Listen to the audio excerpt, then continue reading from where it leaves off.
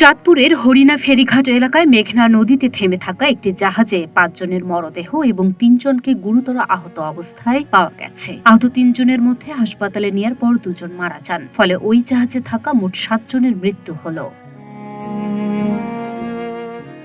MV আল বাখেরা নামের জাহাজটিতে এ ঘটনা ঘটে।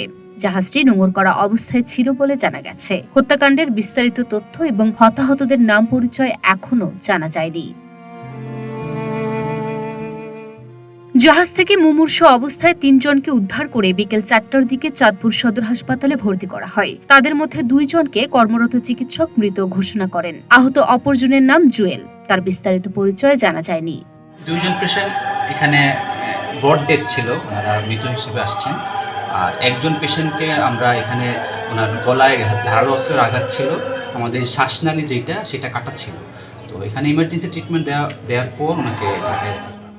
প্রসঙ্গত জাতীয় জরুরি সেবা 999-এ ফোন পেয়ে পুলিশ বিকেল ৩টার দিকে ঘটনাস্থলে যায়। সেখানে গিয়ে জাহাজটির ৫টি কক্ষে ৫ জনের মরদেহ পাওয়া যায়। বাকি ৩ জনকে গুরুতর আহত অবস্থায় পাওয়া যায়। জাহাজটিতে এই ৮ জন ছিলেন বলে প্রাথমিকভাবে জানা গেছে।